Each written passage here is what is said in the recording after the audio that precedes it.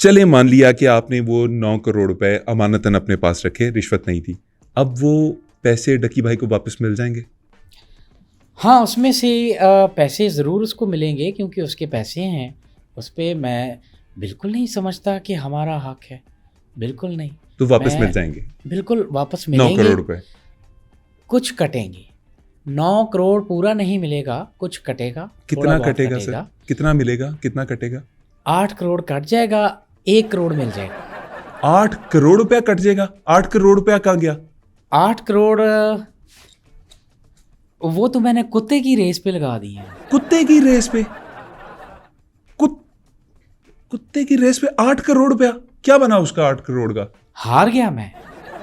जुआ किस किस्म का वो खेल रहे थे, कौन सी एप्स के साथ मुंसलिक थे, थोड़ा उस पर रोशनी डाल दें। हाँ, अब ये जो आपने सवाल किया है मैं आपको बताता हूँ कि तौबा मेरी तौबा, मैंने वो जुए जो ये खेलते हैं ऑनलाइन मैंने कभी नहीं देखे। वो गीटी सीटी, तीन पत्ती और पता नहीं फलाना। इन्होंने जो पहला जुआ लगाया था वो इन्होंने लगाया था नेवले और सांप की लड़ाई पे। फिर ये लोग आए घोड़ों की रेस पे। और मोहम्मद अली ख़ान साहब, मुझे जो सबसे ज़्यादा दुख हुआ है, इन्होंने जुआ लगाया। मैं समझता हूँ कि इस पे जुआ लगाना नहीं बनता। ये इतनी गलीज़ बात है, बहुत गलीज़ बात है कि जिस चीज़ पे इन्होंने जुआ लगाया। क्या सर, किस पे लगाया? तीसरा जुआ इन्होंने लगाया था कुत्तों की रेस पे। फिर उसके बाद चौथा इन्होंने लगाया मुर्गों की लड़ाई पे। फिर आप ये देखें कि अखलाकियात को पामाल करने का एक और लेवल जुआ इन्होंने लगाया किस पे? किस पे? तलाकों पे। तलाकों पे जुआ? शुएब मलिक और सानिया मिर्ज़ा की तलाक जो हुई थी, इन्होंने जुआ लगाया है। अब ये दोबारा से शुएब मलिक और सना जावेद की तलाक पे जुआ लगा के बैठे हुए हैं।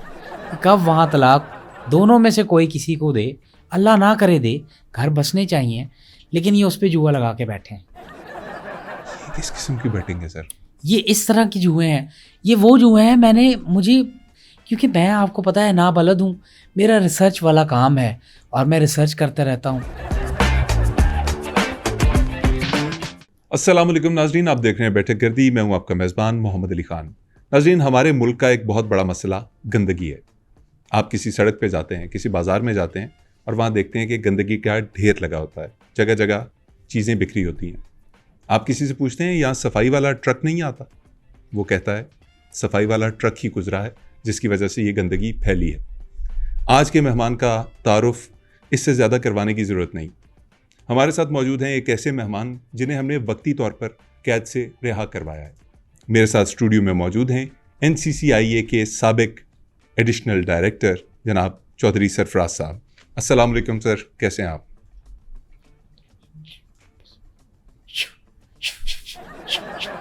वालेकुम अस्सलाम वरहमतुल्लाहि वबरकातुहू। और आपका मैं तहे दिल से शुक्रिया अदा करता हूँ कि आपने मुझे शो में बुलाया। और यहाँ पे मैं मोहम्मद अली ख़ान साहब सारी बातें क्लियर करने के लिए आया हूँ। और मैं अपने आप को खुशनसीब समझता हूँ इस हवाले से कि मैं एक ऐसे शख्स के साथ बैठा हूँ जो सहाफ़त का अलमबरदार है, जिसने सहाफ़त को ले जाने के लिए अच्छी सिमत में ये बीड़ा उठाया है। और मैं फुली आपको सपोर्ट करता हूँ। लेकिन शो शुरू होने से पहले मैं आपसे चंद जो सवालात हैं वो करना चाहूँगा कि मुझे ये बताएं कि जब आप स्टूडियो अभी आए थे तो आपने रास्ते में आते हुए कोई किसी कबूतर को पानी दिया? कबूतर कोई को कोई पानी? कीड़ी को आपने दाना डाला है? नहीं। कोई आपने ठिठर था वह कोई गरीब हो उसके ऊपर लिहाफ दिया है? क्योंकि सर्दी बहुत है और आपको पता है कि एक आम आदमी तकलीफ़ में होता है। तो मैं चाहता हूँ कि आप जितनी अपनी लाइफ में नेकियां कर सकते हैं, जो आपको मौका मिला है आप करें। और आपके एक और सवाल कि आपके रिश्तेदारों में जो है वो कैसी है, आपकी बनती है उनसे कि नहीं बनती? मेरी अच्छी बनती है जी। माशाल्लाह, ये देखिए कितनी प्यारी बात है। और इसके अलावा आपके जो कज़न्स हैं उनके साथ आपके मामलात क्या हैं? ठीक हैं, बस जैसे कज़न्स के साथ। यहाँ पे मोहम्मद अली ख़ान साहब, मैं एक बात बताऊँगा कि प्लीज़ अपने कज़न्स के साथ, अपने रिश्तेदारों के साथ प्लीज़ ऐसा ना करें। कज़न्स के साथ बिल्कुल ना करें, रिश्ते टूट जाते हैं, यकीन जानिए। सरफराज साहब, ये आप क्या बातें देख कर रहे हैं आप? देखें, ये रिश्ते, ये हमें मिले हुए होते हैं, ये रिश्ते हमें मिले हुए होते हैं, हम बनाते तो नहीं। तो ऐसे रिश्ते जो आपको मिले हुए हैं, उनको आप जोड़ के रखें और कोशिश किया करें कि आपसे जितनी नेकी हो सके वो आप करें। चौधरी साहब, मुझे ये बताइए कि जब प्रोग्राम शुरू हुआ है, मैंने आपको सलाम किया, आपने जवाब देने से पहले कोई मुंह में बड़बड़ाया है, उसके बाद आपने शुफ शुफ किया, ये क्या सीन था? देखिए, मैं आपको बताऊं कि एक इंसान के साथ जो है वो एंटिटीज़ होती हैं, ईविल जो शैतानी ताकतें हैं वो उसके साथ होती हैं। तो मैं ज़रा उनको इधर उधर दफ़ा करने के लिए मैं ये दम वगैरह जो है वो पढ़ रहा था, और ये ज़रूरी है। बल्कि मैं आपको भी मोहम्मद अली ख़ान साहब सजेस्ट करूँगा कि आप भी ना अपनी डेली लाइफ में, रूटीन में आप ये रखें कि ये दम वगैरह आप करके फूकते रहें। सर, ये जो दुआएं आप कह रहे हैं, ये मैं अभी पढ़ लूँ? नहीं, अभी ना पढ़ें प्लीज़। आप देखिए, मैं गुज़ारिश कर रहा हूँ, क्योंकि इस वक़्त मैं आपके सामने बैठा हूँ, तो मैं जब चला जाऊँ उसके बाद आप बेशक पढ़ें, कोई इशू नहीं है। ठीक है सर, गुजारिश ये है कि आपके ऊपर इल्ज़ामात की बौछार हो गई है। आपके ऊपर डकी भाई, जिन्हें आपने गिरफ्तार किया था ये कह के कि आप मुआशरे में सुधार पैदा करना चाह रहे हैं, वही शख्स अब उठ के कह रहा है कि आपने रिश्वत ली, आपने उसे मजरूह किया, उसके तकद्दुस को, उसके घर वालों को तंग किया, उसकी बेगम को तंग किया, वालिदैन को तंग किया। ये इल्ज़ामात सच हैं, झूठ हैं, क्या हैं? देखें, किसी की भी ज़ात पे आप जब इल्ज़ाम लगाते हैं तो आप देखते नहीं हैं कि कॉज़ क्या है। सामने वाले पे हमने जो है वो मुंह उठा के इल्ज़ाम लगा दिया। और मैं आपको सच्ची बात बताऊं, क्योंकि मेरी ना कोशिश होती है कि मेरी ज़ात से किसी को तकलीफ़ ना पहुंचे, हद्दुल इम्कान कोशिश होती है। जहाँ तक डकी भाई जो हैं उनके इल्ज़ाम की बात है, ठीक है, मैं मानता हूँ कि हमने उन्हें गिरफ़्तार किया, और ये जो यूट्यूबर हैं, ये डकी और इस जैसे जो मुख्तलिफ़ यूट्यूबर हैं, ये यकीन जाने कि हमारी जो सोसाइटी के बच्चे हैं, जो हमारे मुल्क के, कौम के मेमार हैं, फ्यूचर के, मुस्तकबिल के, ये उनके साथ जो है वो खिलवाड़ ये लोग कर रहे हैं। तो देखें ना, ये जो कर रहे हैं हमारे बच्चों के दिमाग में क्या ये जो है वो भर रहे हैं। और मैं आपको ये भी बताऊं कि मोहम्मद अली ख़ान साहब, आपको याद होगा कि हम लोग जैसे जब बच्चे थे, हम लोग जब छोटे थे, तो हमसे पूछता था ना कोई कि यार बड़े हो के आपने क्या बनना है, तो वो कहता था कि मैं डॉक्टर बनूंगा, इंजीनियर बनूंगा, मैं पायलट बनूंगा, मैं फाइटर पायलट बनूंगा, मैं बिजनेसमैन बनूंगा। लेकिन आज आप देखें कि जिस बच्चे से पूछो वो कहता है कि मैं डकी बनना है। और डकी कोई बनने वाली चीज़ है? डकी तो एक परिंदा है जो जबड़ियाँ मारता है, एक वो परिंदा जो सिवाय बिठ करने के और कुछ नहीं करता। आपने अगर जानवर बनना ही है तो आप शेर बन जाएं, आप वॉल्फ बन जाएं, आप कोई चीता बन जाएं, टाइगर बन जाएं, ताकतवर शेर आप बन जाएं। चौधरी साहब, आप मेरे तो सवाल का जवाब नहीं दे रहे, लेकिन आपने जो बात की ना कि डकी सिर्फ बीट करता है डकी, लेकिन आपने उससे सोने के अंडे निकलवाने की कोशिश की है। मसला ये है, अब इसके ऊपर जवाब दीजिए कि क्या आपने कुछ पैसे उनसे ईंठे हैं, कुछ पैसे अलग किए, कुछ रकम ली, उसका जवाब दीजिए। देखें मोहम्मद अली ख़ान साहब, माशाल्लाह आपके पास बैठ के ये बातें करना मेरे लिए ये इतनी सहर अंगेज़ गुफ्तगू है आपकी तरफ से, और यकीन जाने मैं आपको इतना लाइक करता हूँ। मुझे जब भी वक्त मिलता है मैं आपके सारे शोज़, आपकी सहाफ़त ये मैं देखता रहता हूँ, और मैं समझता हूँ कि फ़िल वक्त पाकिस्तान में ऐसा सहाफ़ी शायद ही कोई हो जो आप जिस तरह की सहाफ़त कर रहे हैं। तो मेरी तरफ से आपको सल्यूट है। सर, माजरत के साथ यही बातें आपने मंसूर अली खान साहब को भी कही थी। देखिए, आप मेरे ख़्याल से जिस सहाफ़ी की बात कर रहे हैं उनका नाम अली ख़ान उनके आखिर में आता है, तो आपके भी नाम के साथ अली ख़ान आता है। तो मेरी नज़र में या बादी नज़र में जिसके नाम के साथ अली ख़ान है, मेरे लिए वो सहाफ़ी काबिल एहतराम है, वो सहाफ़ी काबिल है, वो सहाफ़ी आला पाए का सहाफ़ी है। सर आप तारीफ़ छोड़िए, आप सिर्फ मुझे इस बात का जवाब दीजिए, बल्कि आपके लिए अगर मुश्किल हो रहा है राइट अवे ये मानना कि आपने पैसे लिए थे, आपने रिश्वत ली थी, तो मैं ज़रा घुमा फिरा के सवाल पूछ लेता नहीं, हूँ। मैं देखें आपको मोहम्मद अली ख़ान साहब, आपका जो ड्यू बनता है, आपकी तारीफ़ बनती है, वो देनी चाहिए। देखिए हम लोग ना लैग कर देते हैं तारीफ़ करने में, तो ये कर देनी चाहिए, इससे सामने वाले का दिल बड़ा हो जाता है। और माशाल्लाह आपकी क्या पर्सनैलिटी है, क्या आपका कद काठ है, तो I M highly impressed by you and your journalism. Sir तारीफ़ का बहुत बहुत शुक्रिया, लेकिन सवाल फिर वहीं खड़ा है कि पैसे लिए या नहीं लिए, रिश्वत आपने ली या नहीं?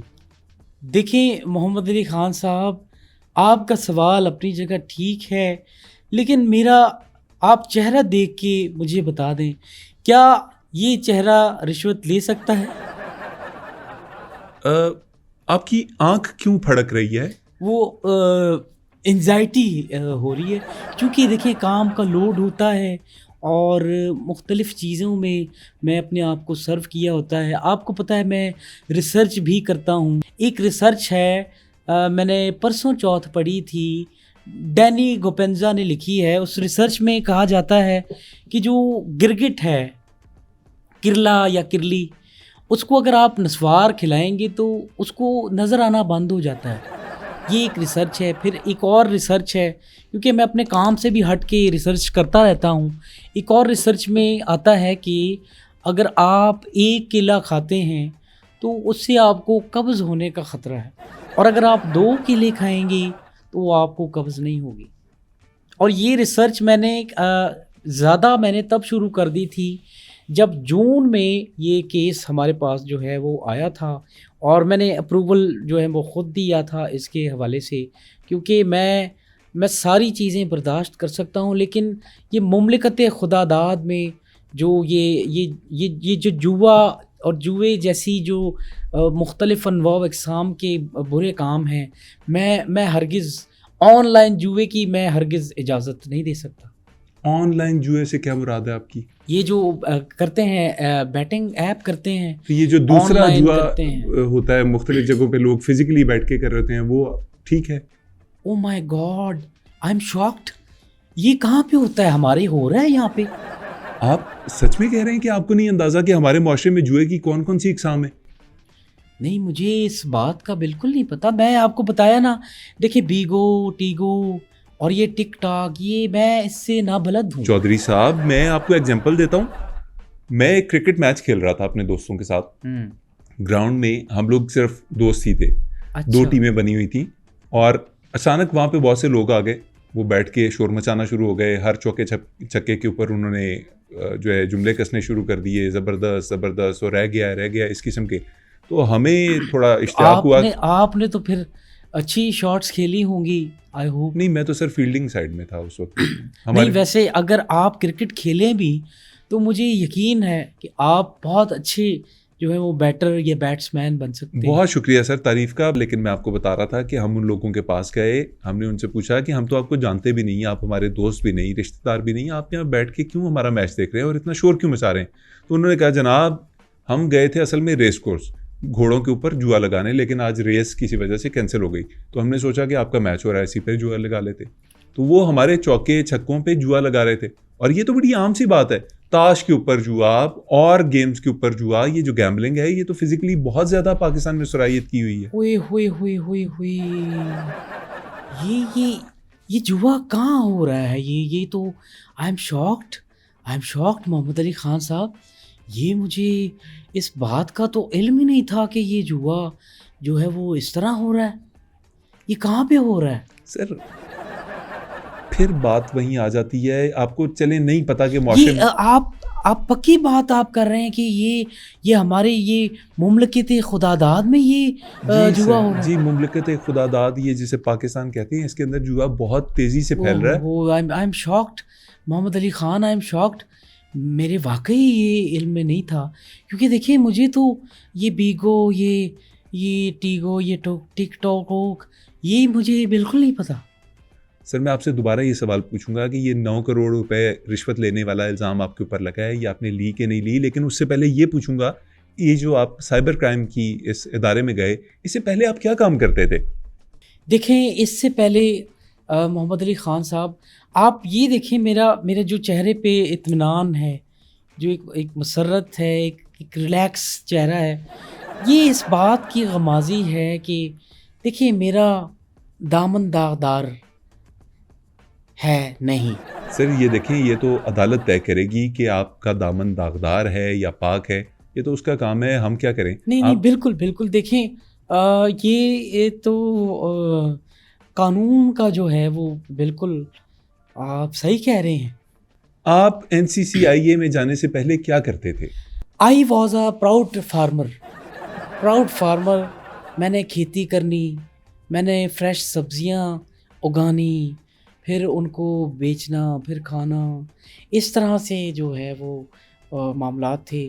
फिर मेरा शौक़ हुआ, मैंने देखा कि यार एक इदारा है, इसमें जो है वो अपनी खिदमत अंजाम दी जाएं, और अल्लाह के हुक्म से वो इदारा मैंने ज्वाइन भी किया।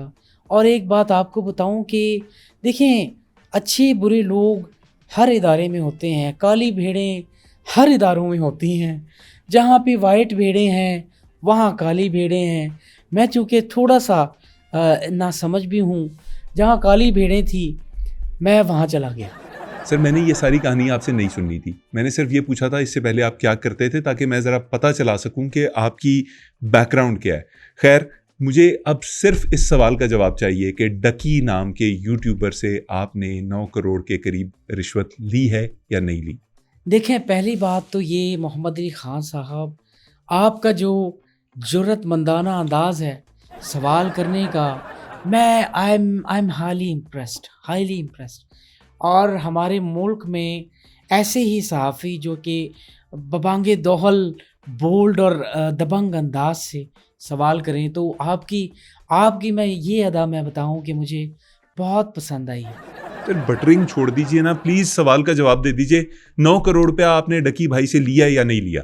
अच्छा, इससे पहले आप फिर मेरे सवाल का जवाब दें कि ये जो डकी है, ये इस मुल्क के खुदादाद का बच्चा है कि नहीं है? है, बिल्कुल है।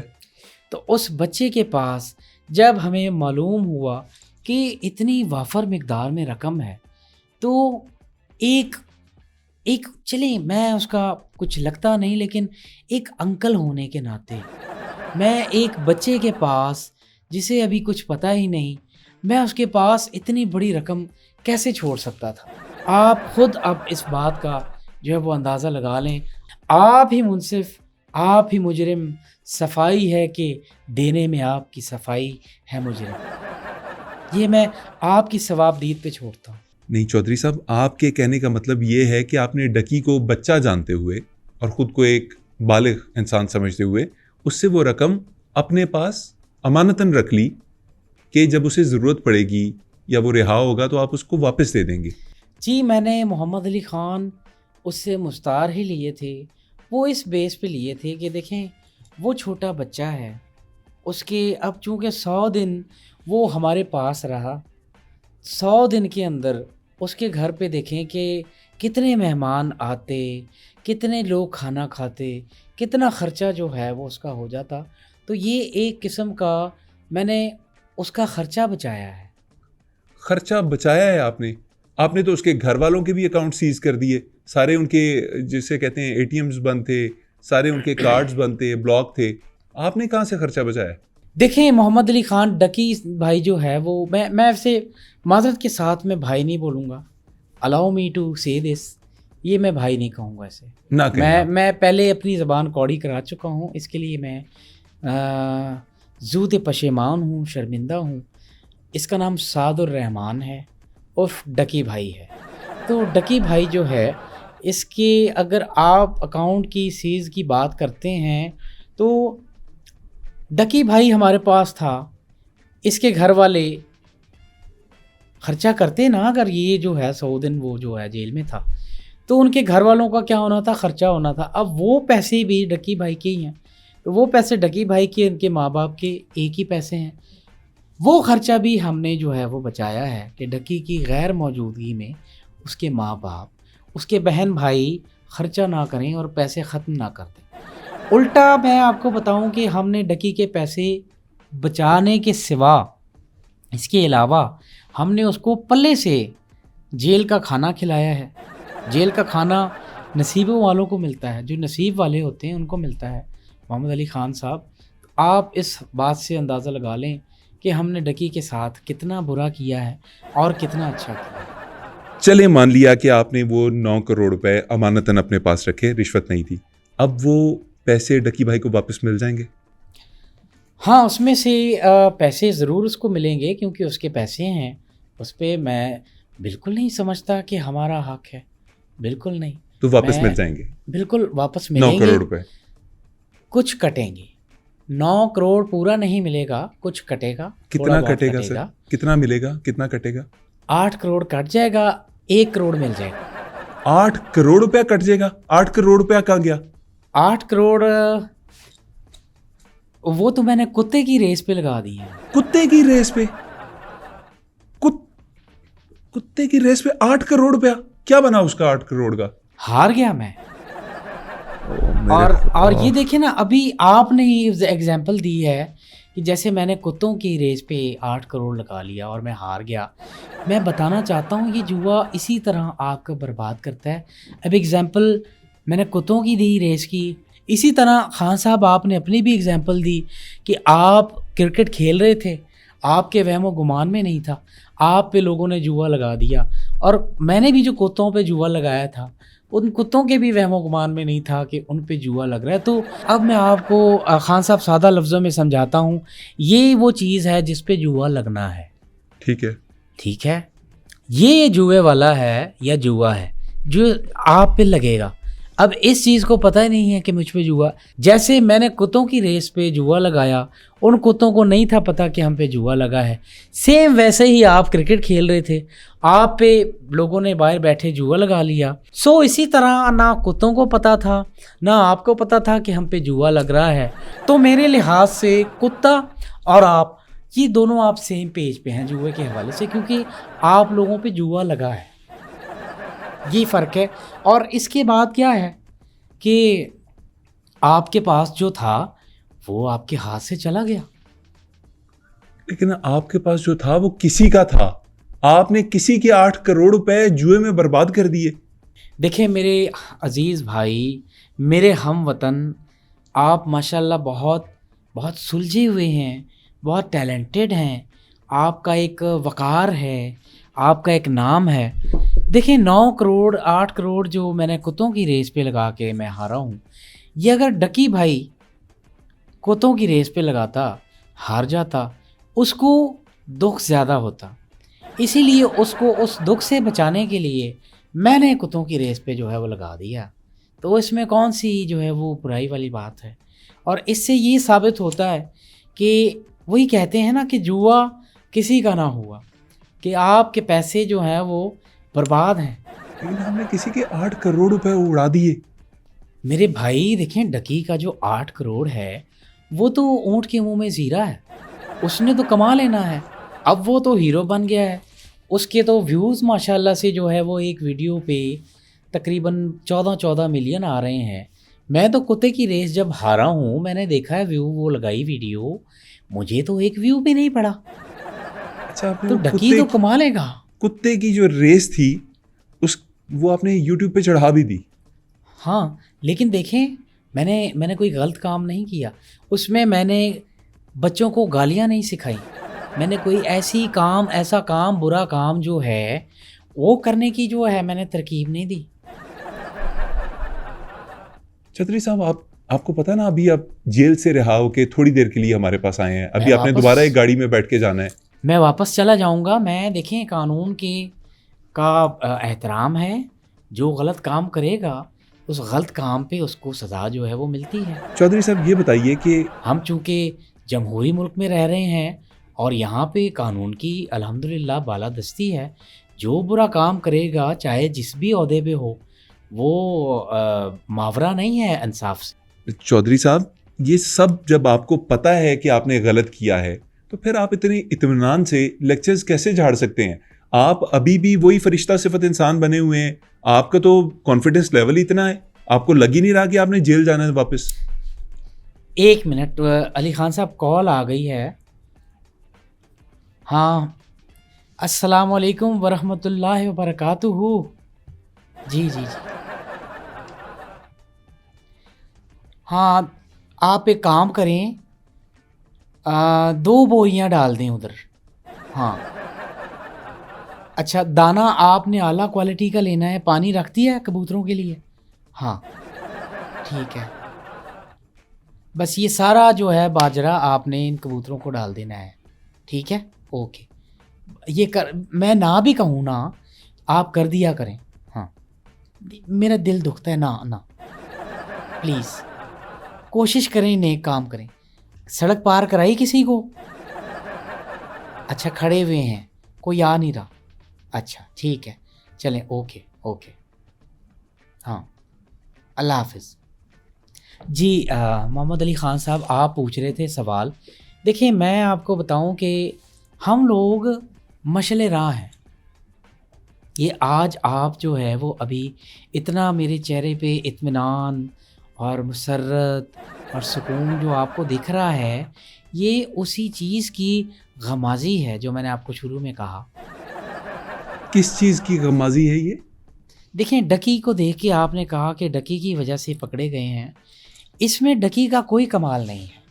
कमाल इसमें हमारा और मेरे जो 7-8 असिस्टेंट थे उनका कमाल है।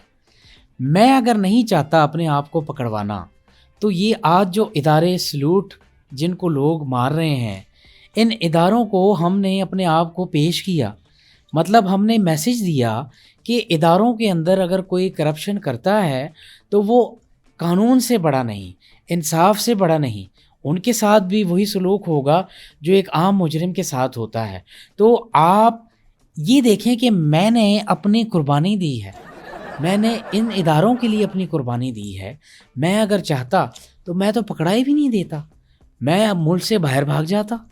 हालांकि 1-2 दफ़ा जब मैं गया तो वहाँ मुझे पता चला मेरा नाम ECL में है, मैं वापस पलट गया। मैं मुल्क से भागा नहीं, मैं आपको यही बता रहा हूँ कि हमारी वजह से आज इदारे की वाह-वाह है और इदारा मज़बूत अपनी जगह पे खड़ा है, क्योंकि उसने अपने इदारे के अंदर जो लोग करप्शन में मुलव्वस थे उन तक का जो है वो सद्देबाब किया, उन्हें इंसाफ के कटहरे में ला खड़ा किया। तो ये इदारों की बात है, और इदारे मजबूत होते हैं, अफराद कमज़ोर होते हैं। चलें, ये तो आपने कह दिया कि आपने ख़ुद को गिरफ़्तार इसलिए करवाया कि आप ये साबित करना चाहते थे कि सरकारी इदारों में भी करप्शन होती है। बिल्कुल, देखें, चेक एंड बैलेंस, कानून पे अमल दरामद, ये सारी चीज़ें हैं। ठीक है, लेकिन ये बताइए कि जो दूसरा इल्ज़ाम है कि आपने उस बच्चे के ऊपर बेजा तशद्दुद किया, उसको मारा, उसको पीटा, उससे आपने हाथ खड़े करवा के, कभी उसे अकड़ों बैठा के क्या क्या करवाते रहे, ये दुरुस्त इल्ज़ाम है? देखें, मेरे चेहरे पे जो मुस्कुराहट है ये भी इस बात की गम्माज़ है कि हमने तशद्दुद नहीं किया। देखें, एक ओवर ईट कौम का ओवर ईट बच्चा जब हमारे पास आया था, ओवर ईट मतलब हम खाते बड़ा है ना एज कौम, हम ओवर वेट कहिए खुश ना, खुराक है। ओवर वेट बच्चा। चले हाँ, वही कर लेते हैं कि खाती पीती कौम का ओवर वेट बच्चा हमारे पास जब 100 दिन पहले आया था तो उसका वज़न था 100 किलो। हमने उसकी उठक बैठक कराई, उसे एक्सरसाइजें करवाई हैं, दंड बैठक उसके करवाए हैं, उसे रनिंग करवाई है, उससे हर वो काम करवाया है कि जिससे उसका पसीना निकले, उसे स्वेटिंग हो और उसके जिस्मानी लिहाज से बेहतरी की तरफ जो है उसका शेप जाए। और जब वो गया है, देखिए माशाल्लाह, वो 80 किलो का वापस गया है, 20 किलो हमने कम किया है। और ये वो 20 किलो है जिसके लिए आपसे लोग लाखों रुपए जो है वो बटोर लेते हैं एक्सरसाइज करवा के। और जहाँ तक आपने तशद्दुद की बात की, जिस्मानी रिमांड हमने बिल्कुल लिया था, जिस्मानी रिमांड हमने लिया, लेकिन हमने कभी भी हाथ नहीं लगाया, ना मैंने लगाया है और ना मेरे मातहतों ने लगाया। सो हमने पढ़ा लिखा जो है वो रिमांड लिया था। ये पढ़ा लिखा रिमांड क्या टर्म है, मैंने पहली दफ़ा सुनी है। अच्छा, पढ़ा लिखा ऐसे है कि जैसे ज़हनी तौर पे उसको थोड़ा सा टॉर्चर करना, उससे पूछ लेना यार तुम्हारा जो है वो पासवर्ड क्या है, तो पासवर्ड की तरफ उसका जब ध्यान जाएगा वो सोचेगा यार पासवर्ड मैंने दे दिया, जो चीज़ इन्हें चाहिए उसके अलावा भी मेरी कोई ऐसी बैड चीज़ें इनके हाथ लग सकती हैं, कोई ऐसे राज लग सकते हैं, तो उस डर से वो टेंशन में सोचना शुरू कर देगा। एक इज़्तिराबी कैफ़ियत उसकी जो है वो हो जाएगी। दूसरा फिर हम उसको ये कहते थे मुश्किल चीज़ें, जैसे चलो जी ये बताओ कि 2 square is B is equal to plus minus divided by multiply by sum of the practicals equations, multiply narrow down the X file and multiply minus divide is equal to क्या आंसर आ रहा है। तो वो उस पर सोचता था, वो परेशान हो जाता था, एक फिर वो टेंशन होती थी उसे। फिर हम उससे कहते थे और बड़ा तमीज़ से हम कहते थे कि चलो डकी भाई 32.5 का पहाड़ा आप सुना के बताओ, तो वो उसको नहीं आता था, वो फंस जाता। तो इस किस्म की जो है वो तशद्दुद हम करते थे। पढ़ा लिखा हमने हाथ नहीं लगाया, ना मैंने ना मेरे मातहतों ने हाथ लगाया। अच्छा, तो ये बताइए कि वो जो डकी भाई की बिलोंगिंग्स थी, उनके लैपटॉप्स, उनके मोबाइल्स, बाकी चीज़ें, उनका क्या बना? यानी आप ये पूछ रहे हैं कि उनमें से क्या निकला है? नहीं, मैं ये पूछ रहा हूँ कि वो उनको वापस कब की जाएंगी? नहीं, वापस तो देखें ये वाली बात तो जो है वो बाद में आनी है, लेकिन सबसे पहले मोहम्मद अली ख़ान साहब बसद एहतराम के साथ, क्योंकि आप आला पाए के एक सहाफ़ी हैं और आपका एक नाम है, आपकी एक क्रेडिबिलिटी है, और माशाल्लाह मैं तो मेरे लिए ये सहर अंगेज़ गुफ्तगू आपकी मेरे लिए बायसे खुशी और बायसे मज़ा है। जो बिलोंगिंग्स हैं उनकी, उसमें हमने बिल्कुल चेक किया, हमने डाटे चेक किए, हमने फ़ोन्स उनके क्लियर किए। लैपटॉप जो है वो मेरे पास रहा, लैपटॉप में से जो चीज़ें थी वो ठीक थी, वो उस तरफ इशारा दे रही थी कि आगे भी इन फ्यूचर कि ये कोई कहानी कार्रवाई कोई बैटिंग कुछ करेंगे। क्या निकला उनके लैपटॉप में से, ज़रा बताइएगा तफसील में नोट करना देखिए चाहूँगा। लैपटॉप के अंदर गेम ऑफ थ्रोन्स का सीज़न 9 वो मैंने पूरा देखा। गेम ऑफ थ्रोन के तो 8 सीज़न थे, उसका 9 कहाँ से आ गया? फिर शायद मैंने कोई और देखा हो। इसके अलावा एक दिल जले की मूवी थी अजय देवगन की, वो थी, और उसमें मैंने देखा कि अजय देवगन ने जो बस अगवा की थी, जहाँ पे वो सारे जो अगवाकार उनको लेके आए थे पब्लिक को। अच्छा, उन अगवाकारों में जो एक लड़की थी जिसने अजय देवगन को प्रपोज़ कर रही थी उसको, अजय देवगन को, लेकिन अजय देवगन की मुझे एक बात समझ नहीं आई कि एक लड़की आपको प्रपोज़ कर रही है और आप उसे इग्नोर कर रहे हैं, या आप उसको जवाब दे दें या फिर उससे आप जवाब दें कि हाँ ठीक है। तो इसका डकी भाई से क्या ताल्लुक है? ये मैंने मूवी देखी है, ये मैं देखें ये उसके लैपटॉप में थी जो मैंने देखी है। अच्छा, फिर लास्ट जिस पे हमें बिल्कुल पक्का एक फर्म शक हो जाता है ना कि यार हाँ ये काम जो है ये करने वाले हैं, हो सकता है मुस्तकबिल में हो, वो लीड जो हमें मिली वो थी मनी हाइस्ट का पूरा सीज़न। सर देखिए, मनी हाइस्ट एक ऐसा सीजन है जिसे करोड़ों लोगों ने देखा है। इसमें अगर वो डकी भाई के सिस्टम से निकल आया तो इसमें क्या बड़ी बात है? अच्छा देखिए, मैंने भी आपको करोड़ों की, अब मेरे आपको 8 करोड़ जो मैंने उस पर कुत्ते की रेस पे लगाए थे उस पे आपको एतराज़ है, और डकी वाले मामले पे आपको एतराज़ नहीं है। देखिए ये भी हमारे माशरे में थोड़ा सा एक डुअल फेस मेरे ख्याल से मैं समझता हूँ। लेकिन मैं चूँकि आपकी बात नहीं, मैं ओवर जेनेरिक मैं एक बात कर रहा हूँ कि यार हम लोग इतने बुरे क्यों हो गए हैं, इतने जालिम क्यों हो गए हैं, इतने हम नेकियां क्यों नहीं करते?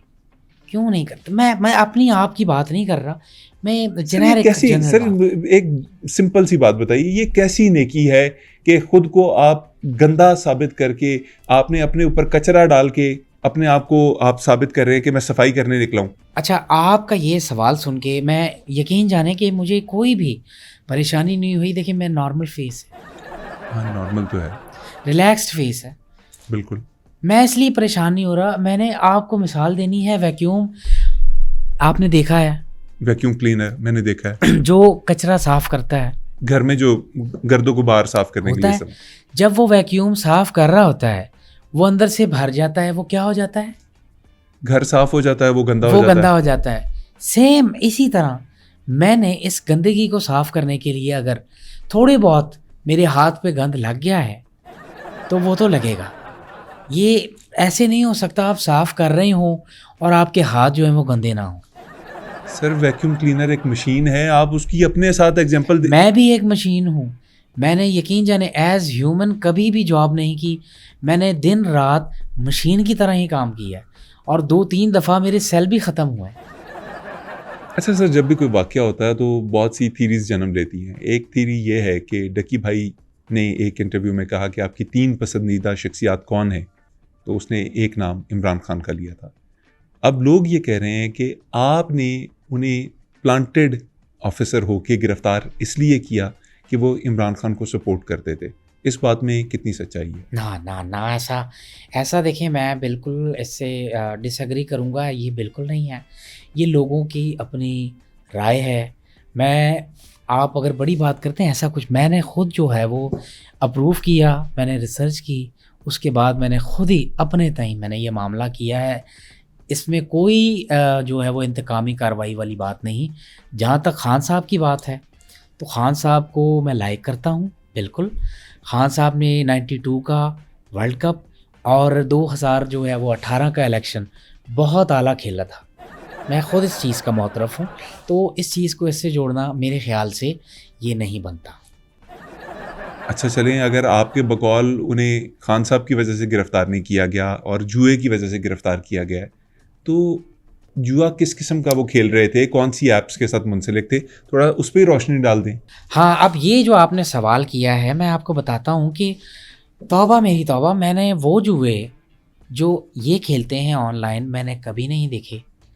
वो गीटी, सीटी, 3 पत्ती और पता नहीं फलाना, इन्होंने जो पहला जुआ लगाया था वो इन्होंने लगाया था नेवले और सांप की लड़ाई पे। फिर ये लोग आए घोड़ों की रेस पे। और मोहम्मद अली ख़ान साहब, मुझे जो सबसे ज़्यादा दुख हुआ है, इन्होंने जुआ लगाया। मैं समझता हूँ कि इस पे जुआ लगाना नहीं बनता। ये इतनी गलीज़ बात है, बहुत गलीज़ बात है कि जिस चीज़ पे इन्होंने जुआ लगाया। क्या सर, किस पे लगाया? तीसरा जुआ इन्होंने लगाया था कुत्तों की रेस पे। फिर उसके बाद चौथा इन्होंने लगाया मुर्गों की लड़ाई पे। फिर आप ये देखें कि अखलाकियात को पामाल करने का एक और लेवल जुआ इन्होंने लगाया किस पे? किस पे? तलाकों पे। तलाकों पे जुआ? शुएब मलिक और सानिया मिर्ज़ा की तलाक जो हुई थी, इन्होंने जुआ लगाया है। अब ये दोबारा से शुएब मलिक और सना जावेद की तलाक पे जुआ लगा के बैठे हुए हैं। कब वहाँ तलाक दोनों में से कोई किसी को दे, अल्लाह ना करे दे, घर बसने चाहिए, लेकिन ये उस पर जुआ लगा के बैठे हैं। किस किस्म की बैटिंग है सर? ये इस तरह की जुए हैं। ये वो जुए हैं, मुझे क्योंकि मैं आपको पता है नाबलद हूँ, मेरा रिसर्च वाला काम है और मैं रिसर्च करता रहता हूँ। एक नई रिसर्च मैंने पढ़ी है कि आपको पता है ये जो वोल्केनो है, आतिश फ़िशां जो होता है, जी बिल्कुल। अगर इसके पास आप खड़े हों और एकदम डुबकी लगा लें, आप मर जाएंगे। इतना ख़तरनाक है ये। डुबकी लगाएं? आतिश फ़िशां के अंदर उसके सेंटर में जो वो उबल रहा होता है, तो हम मर जाएंगे? जी हाँ, आप बिल्कुल मर जाएंगे आप अगर उसमें डुबकी लगाते हैं।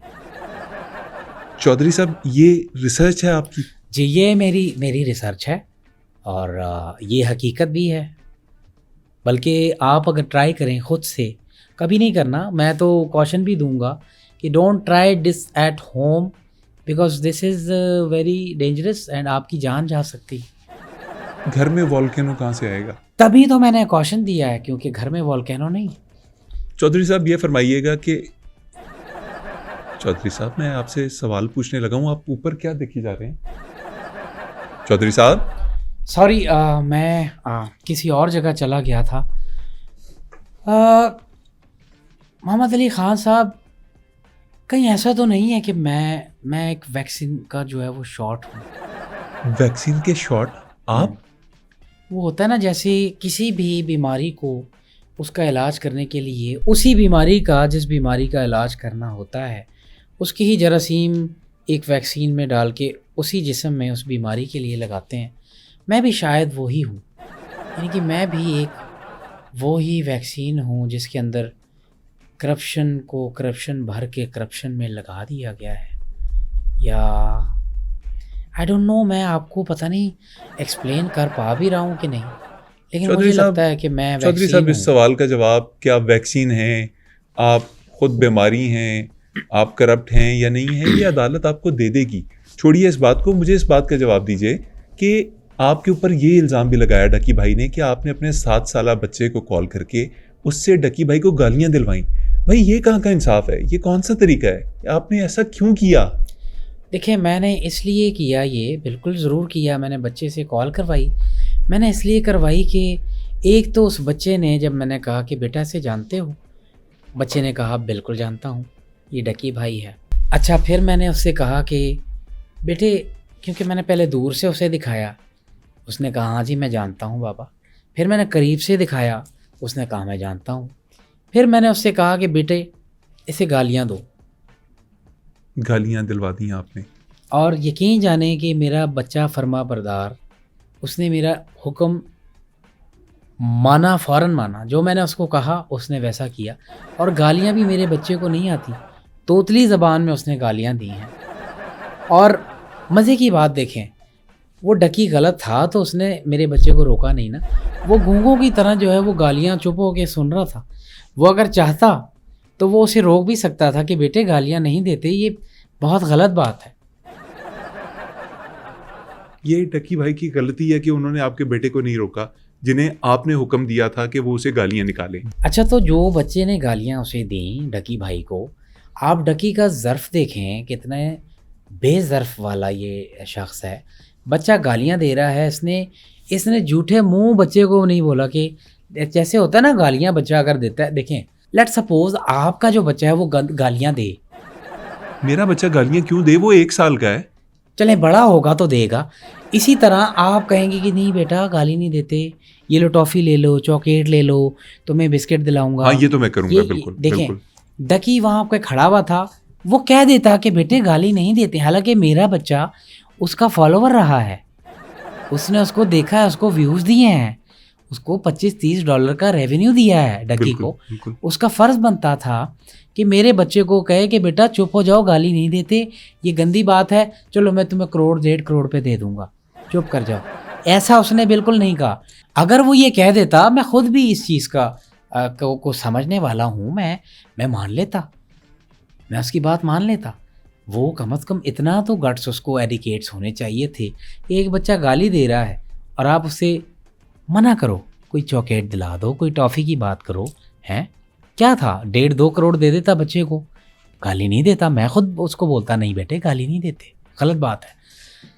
डकी के इस लिहाज से उस पर बहुत भारी जिम्मेदारी आयद होती है कि उसके यार 8-9 मिलियन सब्सक्राइबर हैं, लेकिन आप देखें तन्हा मैंने जो एग्जाम्पल सेट किया है कि करप्शन आप इतनी करें कि करप्शन को ही मुका दें, ये कुर्बानी सिर्फ मेरे जैसा एक मुहिब्बे वतन, मुमलिकत खुदादाद का एक शहरी ये अपनी कुर्बानी दे के ये साबित कर सकता। सर ये कैसी कुर्बानी है? नहीं, आपकी यानी नज़र में ये कुर्बानी नहीं है। देखिए, मैं आपकी बड़ी इज़्ज़त करता हूँ, आप बहुत आला पाए के सहाफ़ी हैं, बहुत अच्छा आपका जर्नलिज़म है और मैं आपको शौक़ से सुनता हूँ। देखिए, आपने कुर्बानी की जहाँ तक बात की मोहम्मद अली ख़ान साहब, आपने शाहरुख की कल हो ना हो देखी है? देखिए, मेरा ख्याल में आप यूँ समझें कि कल हो ना हो का शाहरुख आपके सामने बैठा है जिसने कुर्बानी दी है। उसके अंदर तो वो बीमार होता है, अपनी गर्लफ्रेंड को बीमार होता है, अपनी गर्लफ्रेंड का हाथ वो सैफ अली ख़ान के हाथ में थमा देता है और कहता है जाओ इसके साथ आप जो है वो अपनी ज़िंदगी गुजारो। यानी अपनी उसने कुर्बानी दी और वो सैफ अली ख़ान को उसने जो है वो उसकी गर्लफ्रेंड दे दी है। लेकिन आप ये देखें कि वो शुरू में पता नहीं चलने देता कि वो बीमार है, वो हीरो है। ऐसा है, बिल्कुल ऐसे ही वो अपनी बीमारी को छुपा के रखता है। सिर्फ उनकी जो तबीब होती हैं, जो डॉक्टर होती हैं, और उनको ये पता। बहुत बड़ी बात है। मैं आपको बताऊं कि करप्शन के लिए, जितनी इसको ख़त्म करने के लिए इस वक्त मेरी कुर्बानी है, ये सबसे टॉप पे है। ये कोई नहीं देता सिवाय शाहरुख के और सिवाय मेरे। और ये नहीं बल्कि जेल में मेरे दोस्त भी ये कहना शुरू हो गए हैं कि आपकी शक्ल हल्की हल्की शाहरुख से भी मिलने लग गई है।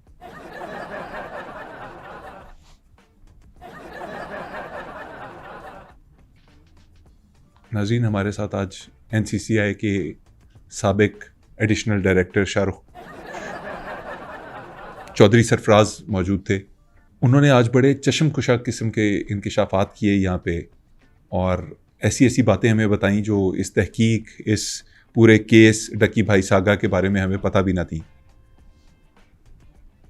अब पता नहीं वो ठीक हैं, हम गलत हैं, वो ठीक हैं, कुछ समझ नहीं आ रही।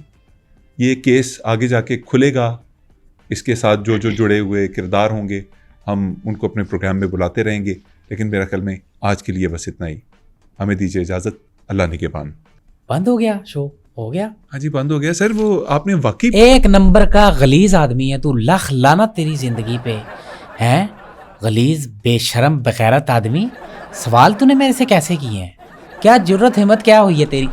मैं थूकता नहीं तेरे शो पे, घटिया इंसान। सर ये आप क्या ये कर तेरा रहे हैं? लेवल है, दफा हो तेरी ऐसी की तैसी बेवकूफ इंसान। सर आप तो प्रोग्राम में मैं- मेरी तारीफ कर रहे थे। मोबाइल मार के तेरा सर फाड़ दूंगा बेवकूफ पागल इंसान। मुझे अगर पहले पता होता मैं यहाँ पे आता ही नहीं, घटिया इंसान, सर आप तो बिल्कुल ही आपने बगैरत तरीन इंसान है। लानत है तेरी जिंदगी पे बेवकूफ इंसान। वापस आने दे, तेरा तो मैं वहां से पैसा निकालूंगा कि तेरी चीखें निकलेंगी बेवकूफ।